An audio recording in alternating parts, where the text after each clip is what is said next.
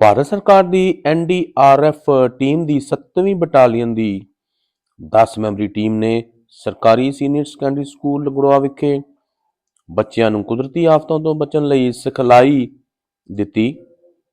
Sub inspector Davinder Singh Rathore ਅਤੇ ASI Satpal Singh ਦੀ ਅਗਵਾਈ ਹੇਠ ਆਈ ਹੋਈ ਟੀਮ ਨੇ ਬੱਚਿਆਂ ਨੂੰ ਕੁਦਰਤੀ ਆਫਤਾਂ ਤੋਂ ਜਿਵੇਂ ਕਿ ਭੂਚਾਲ ਆਉਣ ਦੇ ਸੰਕੇਤ ਤੇ ਉਸ ਤੋਂ ਬਚਾਅ, ਅੱਗ ਬੁਝਾਉਣ ਦੇ ਵੱਖ-ਵੱਖ ਤਰੀਕੇ, ਡੂੰਘੇ ਤੇ ਹੜ੍ਹਾਂ ਦੇ ਪਾਣੀ ਤੋਂ ਬਚਾਅ ਸੰਬੰਧੀ ਗਹਿਰੀ ਚੋਟ ਦਾ ਇਲਾਜ, ਬੱਚਿਆਂ ਤੇ ਵੱਡਿਆਂ ਨੂੰ CPR ਦੇਣਾ ਤੋਂ ਇਲਾਵਾ ਹੋਰ ਐਮਰਜੈਂਸੀ ਸੇਵਾਵਾਂ ਦੀ ਪ੍ਰਕਿਰਿਆ ਤੋਂ ਜਾਣੂ ਕਰਵਾਇਆ। ਦੇਖੋ ਪੰਜਾਬ 78 TV ਲਈ लंगड़ोआ तो पत्रकार हरिंदर सिंह दी रिपोर्ट।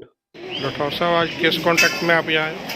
सर अभी हम यहाँ पे 13 से 25 तक SBS नगर में एक हमारा फैमिलाइजेशन एक्सरसाइज चल रही है, उसके तहत हम आपके ज़िले में हैं। तो इस दौरान हम सर जो आपकी यहाँ की स्कूल्स हैं उनमें स्कूल सेफ्टी प्रोग्राम्स कर रहे हैं, जिसमें हम बच्चों को बता रहे हैं कि लाइफ सेविंग टेक्निक्स के बारे में, कि अगर कोई मेडिकल इमरजेंसीज हो, फायर इमरजेंसीज हो गई या जैसे वाटर इमरजेंसीज हो गई, इस ऐसी कोई भी इमरजेंसी होती है तो हम इसमें कैसे रिस्पॉन्स करेंगे। आज आप लंगड़ोआ स्कूल में आए अपनी टीम के साथ, आपने बच्चों को किस बात की जानकारी? सर हमने बच्चों को जैसे शुरुआत की, सर हमने इनको मेडिकल इमरजेंसी थी, सबसे पहले इनको बताया कि अर्थक्वेक आता है तो आप लोगों ने क्या करना है। उसके बाद हमने अगर आप ब्लीडिंग कंट्रोल कैसे किया जाता है, और सबसे मेन हमने बच्चों को बताया कि CPR के बारे में, क्योंकि आज के टाइम में देखा होगा आपने, किसी को हार्ट अटैक आ रहा तो सब लोग बोलते हैं कि CPR देना चाहिए था या छाती दबानी चाहिए, जिन्हें नहीं पता, बट देना नहीं आ रहा लोगों को कि एग्जैक्ट कैसे देना। तो हमने बच्चों को वही बताया कि अगर किसी अडल्ट में आ गया हार्ट अटैक, मतलब हार्ट काम करना बंद कर दिया, तो हम कैसे CPR देंगे, या अगर बच्चे में भी आता है 1 साल से तो वो हम कैसे सीखेंगे। डिस्ट्रिक्ट में कितने स्कूल आपको दिए गए हैं? सर अभी हम यहाँ पे 10 दिन तक है, तो एटलीस्ट अभी 10 दिन बचा तो 10 स्कूल तो है ही सर हमारी, बट अगर बीच में हमारे पास हुआ तो हम दिन में 2 या 2 स्कूल भी करेंगे sir. Thank you. Okay sir. Morning तो दसिया सी डिसास्टर मैनेजमेंट के संबंध विच बहुत सारिया आपदावां आ जांदियां हन, और उन्होंने बचाने के लिए, उन्होंने तो बचने के लिए समाज की बहुत जरूरत होंदी है। और जिस तरह सर ने हुणे दसिया, समाज में लोग अगे नहीं आते हैं, इस करके NDRF की एक जिसे यूनिट बनाई गई है, जो कि पूरे देश के नॉट ओनली इन पंजाब, पूरे देश के अलग अलग जगह से जो भी ये कुदरती आपदावां आदियां हैं तो वो अपनी जान की परवाह ना करते हुए अगे पुजते हैं। तो अज NDRF टीम साडे स्कूल दे विच आई, साडे स्टाफ मैंबर्स और प्यारे विद्यार्थियों विद प्रैक्टिस बच्चों की इन्वॉल्वमेंट के नाल, जिस तरह साडे स्कूल का करिकुलम भी है लर्निंग बाय डूइंग, उन्होंने बच्चों को पार्टिसिपेट करवा के वो एक्टिविटीज़ करवाइयां। तो भविष्य में जो भी कोई इहो जी आपदा आएगी तो तुसी सारे बच्चे ते असीं अलॉन्ग विद टीचर्स अगे बढ़ के उन्होंने बचाने की कोशिश करांगे। सो असीं सारे ही स्टाफ मैंबर्स अते प्यारे विद्यार्थी पूरी टीम का, राठौर साहब और उन्होंने टीम का तहे दिल तो बहुत बहुत धन्यवाद करते हैं कि इन्नी ठंड दे विच अपने बिजी शेड्यूल दे विचों टाइम कढ के साडे बच्चों को बहुत बड़ी जानकारी दी। Thanks a lot. Have a clapping for them. India में बहुत बड़े बड़े डिजास्टर है। 1950 में आसाम में अर्थक्वेक आया, 1988 में बिहार में बाढ़ आ गई, 1993 महाराष्ट्र लातूर में भूकंप आया, 1999 उड़ीसा में साइक्लोन आया, 2001 गुजरात कच्छ सुना भूकंप होगा ना अपने सिलेबस में, 2001 में गुजरात में भूकंप आया, 2004 में सुनामी आई। तो बहुत लोगों की कैजुअलिटी, बहुत लोग मारे गए। गवर्नमेंट ने बोला नहीं, ऐसे नहीं होना चाहिए कि हमारे इतने लोगों की जान जा रही है। तो गवर्नमेंट ने क्या किया, 2005 के अंदर एक डिजास्टर मैनेजमेंट एक्ट लाए और 2006 में NDRF की स्थापना कर दी। NDRF में जिसमें हम है होल्ड। अब जैसे मैं इसको बताऊंगा कि भूकंप आ गया, ठीक है,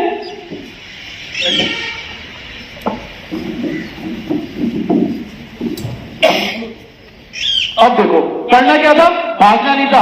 भूकंप मौका देगा हमें भागने का।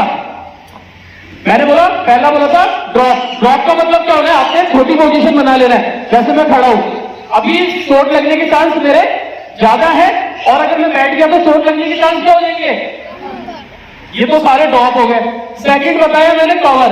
कवर का मतलब अपना मेन किसको मानते हैं, ऑर्गन मेन पार्ट किसको मानते हैं? हेड को सीपीयू भी बोलते हैं ना उसको, इसको बोलते हैं सीपीयू, बोलते हैं? आप लोग की नहीं बोलते, इधर तो बोलते, आप लोग की नहीं बोलते, बोलते हैं इसको सीपीयू। तो क्या करना है, हमने इसको कवर कर लेना है। और तीसरा बताया मैंने होल्ड। जैसे देखो मूवमेंट, तो सबसे पहला काम है कि जो आंख सही है, सबसे पहला काम क्या है? जो सही आंख है, जैसे यहाँ चोट लग रही थी तो सबसे पहले हमने सही आंख को बंद कर दिया।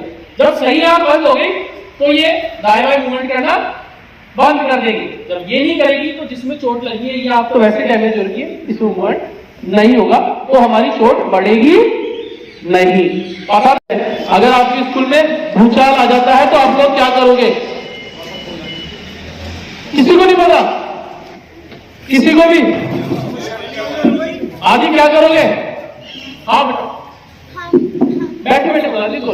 सबको अवेयर करेंगे कि पहनना शुरू करें और स्कूल से बाहर। अच्छा, अभी ऐसे क्यों जा रहे हैं ये मेंढकी जैसे? मेंढकी जैसे क्यों जा रहे हैं ये? बताओ, जा गए ना ये मेंढकी क्यों गए? बच्चों ऐसा होगा जहां भूकंप आया होगा, बिल्डिंग गिरी होगी, वहां पे जगह नहीं होगी कि आप खड़े होकर जा सके। अगर जगह है तो जाइए बेशक, बट ऐसा बहुत ही कम चांस होगा कि इतनी स्पेस होगा। आपने क्या करना है? झुक के जाना है। अगर जगह है तो सीधे जाओ, नहीं तो झुक के जाओ। अब ये क्या किया कंबल को?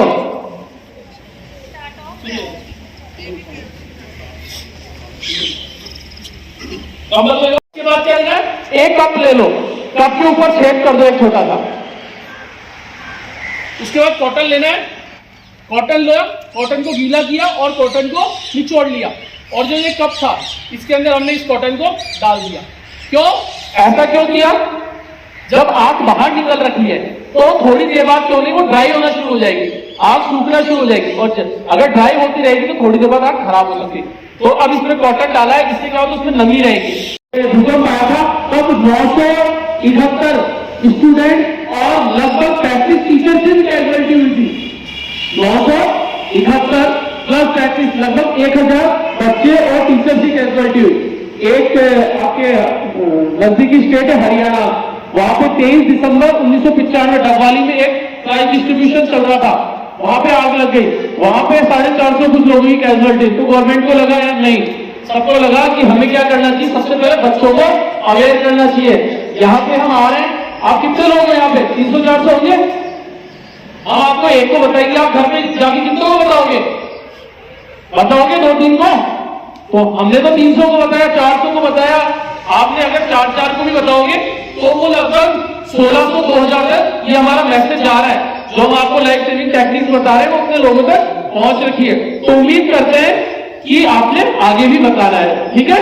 जो हम आपको सिखाए वो बताना है, सबको बताना है। वहां पे खड़े होके नहीं जाना है, वहां पे क्या कोशिश करना है? बैठ के या रैंक में जाओगे तो आपको ऑक्सीजन मिलती रहेगी। सेकेंड चीज कि उस टाइम आपने अपना रुमाल लेना है और उसको बांध लेना है। रुमाल क्या करेगा? एक फिल्टर का काम करेगा। उसमें भी बहुत अच्छा होगा अगर आप रुमाल को गीला कर लेते हैं। रुमाल लिए कोई भी कपड़ा लो, उसको गीला करो और उसको मुंह पे बांध लो, वो एक फिल्टर का काम करेगा। अगर नीचे भी कुछ ना कुछ जैसे पार्टिकल होते हैं, हो सकता है कि ऑक्सीजन के साथ ही है, तो वो उसको अंदर नहीं जाने देगा। ठीक है बच्चों, कितने तरीके बताए हमने आपको? कौन कौन से? ब्लैंकेट की मदद से, शर्ट से, और तीसरा बताया फायर फाइटिंग। अब आ जाओ, बता दिया होंगे नहीं, यहाँ होंगे ज्यादा, और ये पता नहीं कब काम आएगी। मैं तो चाहता हूँ आपकी लाइफ में कभी काम ना आए। एक सेकंड, अभी इन्होंने गलती कर रहे हैं। इन्होंने क्या करना है? एक हाथ को इनके सर के नीचे रखना है। अगर हम घसीट में जाएंगे तो सर में क्या होगी? हम बोल रहे हैं इस पर रीढ़ की हड्डी में चोट नहीं लगनी चाहिए, वो चोट लग जाएगी, वो पड़ भी जाएगी। इसलिए इन्होंने क्या करना है? 2 बार सांस देनी है। जब भी सांस देनी है, अब जैसे हमारे पास तो ये है मास्क, हमारे पास तो ये है, आपके पास होगा नहीं है। डायरेक्ट मुंह से मुंह नहीं लगाना किसी के भी। क्या करना है, रुमाल ले लो या कोई भी दुपट्टा है, जो कोई भी कपड़ा है उसको लगाना है। उसको लगाने के बाद सांस देना है। सांस देते टाइम ध्यान देना है, जब भी सांस दो नाक को बंद कर लो। अगर नाक बंद नहीं करोगे तो क्या होगा, जो आप सांस मुंह से दे रहे हो वो नाक से क्या हो जाएगी, एंड टू एंड बाहर आएगी। नाक को दबाना है और सांस देना एक बार, फिर छोड़ देना, फिर नाक को वापस दबाना है, फिर सांस कितने बार देनी है, 2 बार। वापस से 30 बार दबाओ। 1 2 3 4 5 6 7 8 9 10 11 12 13 14 15 16 17 18 19 20 21 22 23 24 25 26 27 28 29 2। फिर इन्होंने 30 बार चेस्ट को दबाया जिंदा करने के लिए हार्ट को, और 2 बार फिर इन्होंने क्या दी, वापस से सांस दी। ये टोटल हम कितने बार करेंगे, 5 बार। इस चीज का लीवर और लास्ट का इसका मतलब सिर्फ